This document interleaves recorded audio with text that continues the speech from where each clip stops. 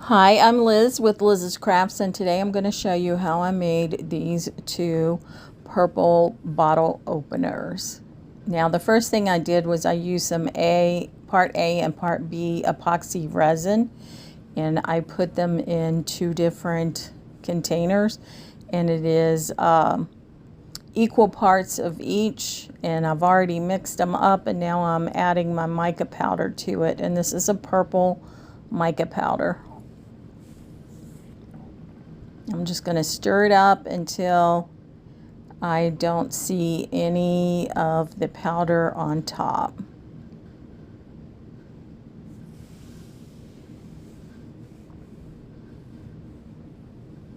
And I did use, it was epoxy resin, if I didn't say that.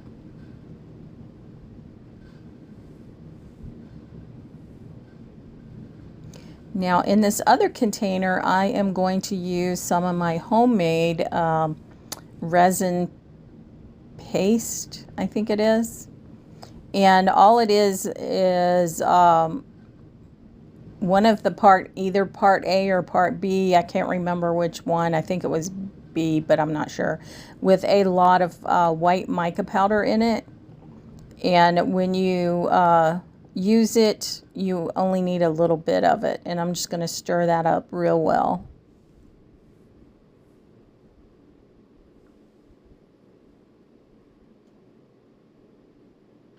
And I did use these two in the little purple unicorn that I made, and I will try to remember to put that video in my description box. Now this is the mold that I got, and I did get it off of Amazon, and it did come with the hardware. So this is the resin that I have left over for my other projects. And I'm just going to use my scraper tool there. And it's just a mini scraper that you can use on food actually. But it comes 6 in a package, and I did get it off of Amazon. Now my resin has gotten a little thick, so I really did have to scrape it out. But I didn't want to waste it, so I did want to make something with it.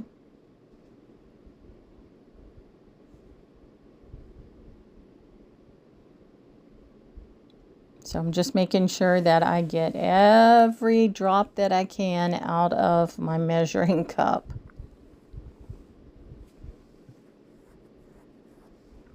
And then I just take my little popsicle stick there and go around the top edge.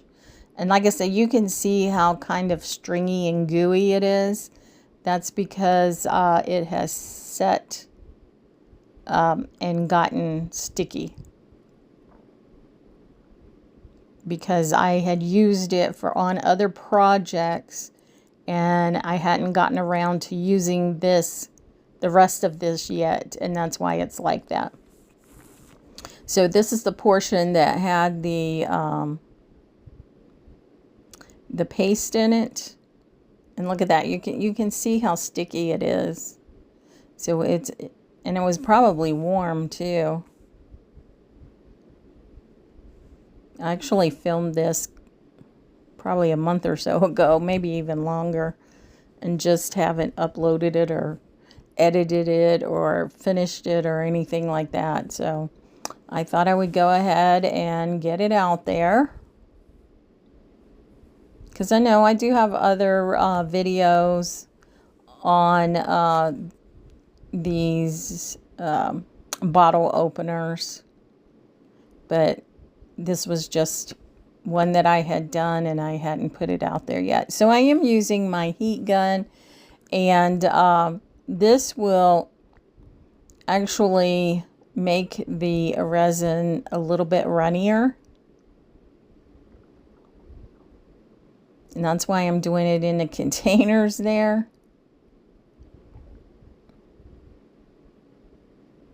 I don't know if it helped or not. I can't remember. I mean, it probably did.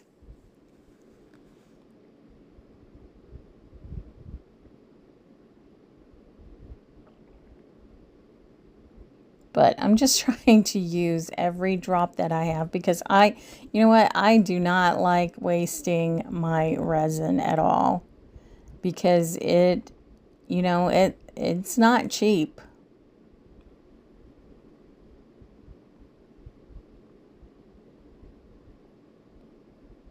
But you can see how thick it is and stringy.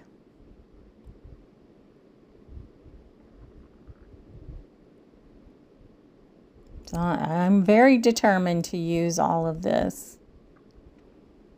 So if you use resin, what do you do when it gets like this? Do you try to use it, or do you just let it get hard and throw it out? I mean, I'm going to use it. As much as I can, I'm going to use it. Because you know what? I'm just cheap like that. I really am. I can't stand to throw things away like that. Okay, so this is some of the clear that I have left over. And I'm just going to finish filling in the mold there of my bottle opener that actually is in the shape of a bottle.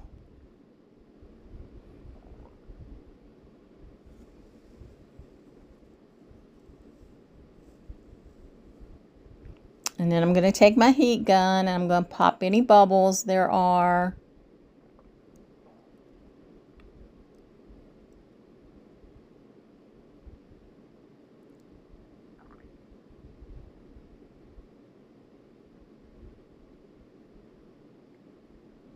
And it'll also get the resin flowing a little bit more too.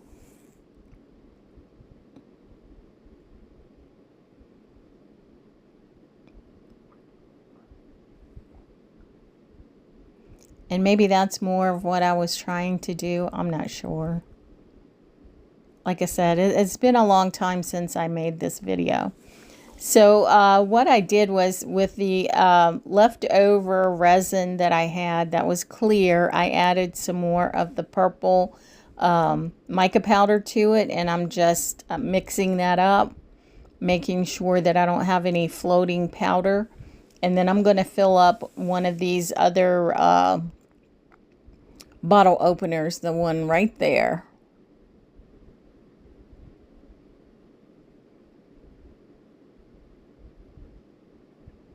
And when your resin gets thick like this and kind of gloopy and stuff, it is a lot harder to work with. So if you can, don't mix up, way more than you need. Just mix up what you need for a project and then use it pretty quickly. I mean, this is epoxy resin, and you do have some time to work with it. It's just at this particular time, I want to say I did 2 or 3 other resin pours with this, and I had mixed up a whole lot of resin, and it was starting to get thick on me. So I just recommend doing enough for the projects that you're working on, if at all possible.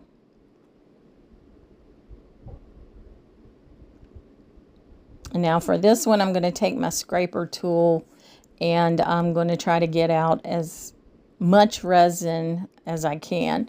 And these scraper tools are the mini ones, and they do have the curl on the end of them, which makes them very good at getting the last drops of resin out of your containers. I highly recommend these. And like I said, I got them off of Amazon. 6 in a package. And they are small, but they work wonders.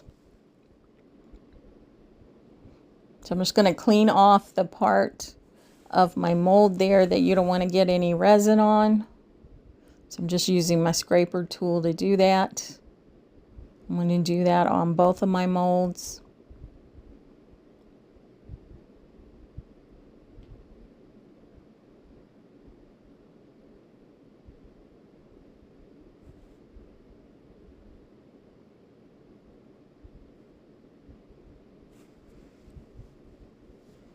And then I sprayed them down with 91% alcohol.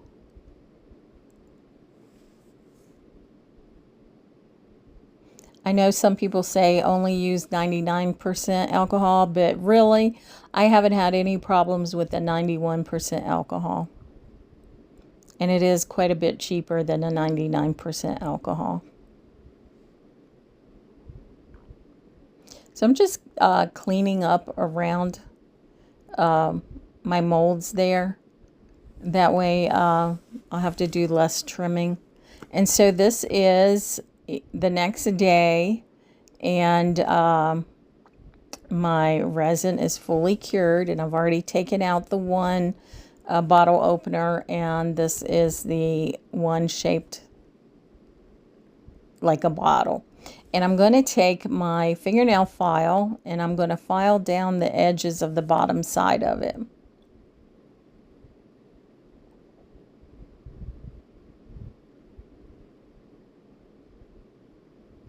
And this brown that I'm working on is a Teflon sheet, and I did get it from Amazon.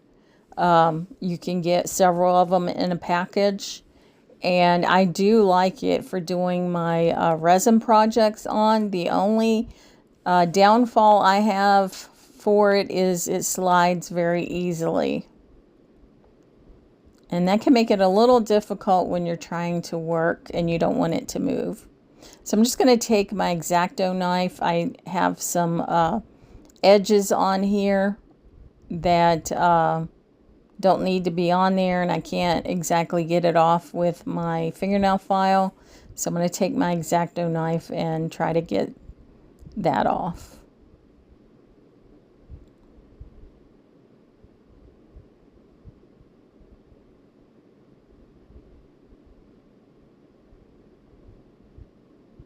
And I do have some little manicure scissors laying there. I also use those sometimes to get extra edges off of my pieces where I've over poured.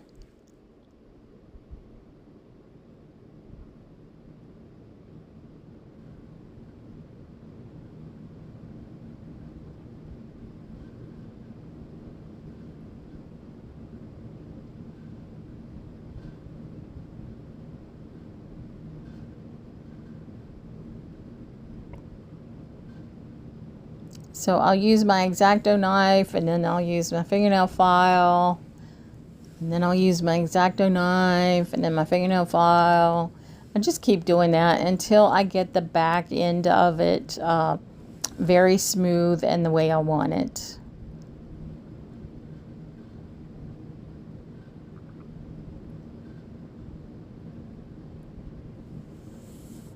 Because I don't want anybody, you know, cutting their hands or whatever when they try to use this bottle opener.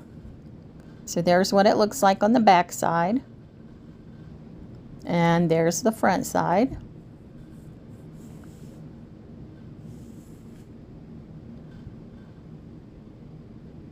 And then I'm going to add my hardware to it.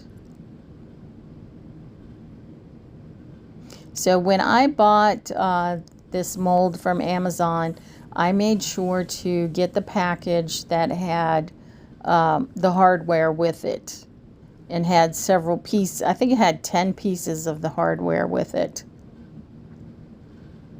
So I made sure that I got that one instead of the one that was just the mold or just had a few pieces of the hardware, because I wanted to make several of these. And I do have other videos where I've made some of these.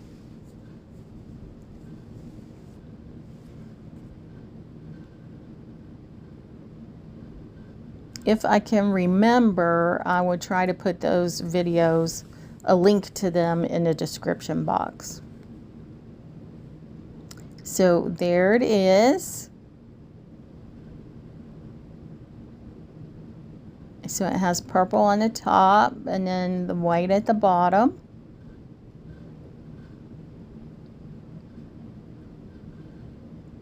And I forgot to sand down the hole there, so I want to be sure that I do that so no one gets cut on it.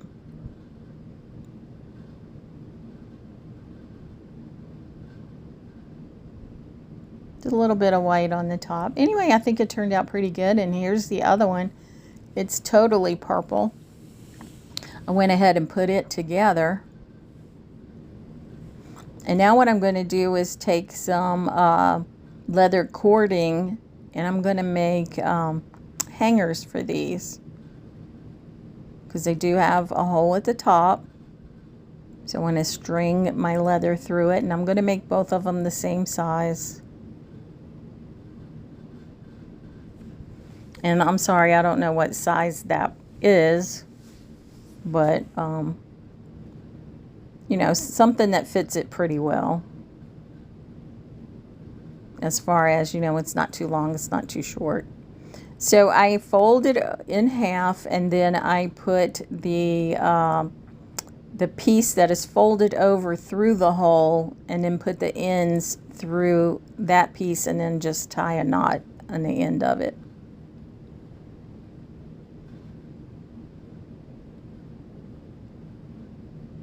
And that one is completely done. And when I do fold it in half, I take the folded end and put it through the front portion of the hole, not the back of the piece, but the front of the piece. And then I feed the two ends in through the loop, pull it tight, and then I tie a knot with the two ends.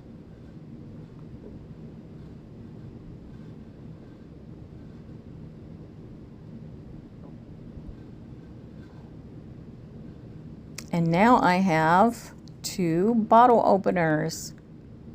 One that's in the shape of a bottle, and then one that's in just a regular bottle opener shape.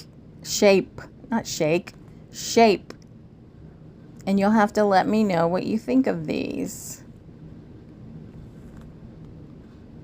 I really like the one that's in the shape of the bottle. I like the white with the purple. I think that one's my favorite. And here it is. Let me know what you think. Again, I'm Liz with Liz's Crafts, and if you like what you see, give me a thumbs up. And if you're not subscribed, please feel free to do so. And, you know, if you have a comment for me, please put it in the comment section, and I read all the comments.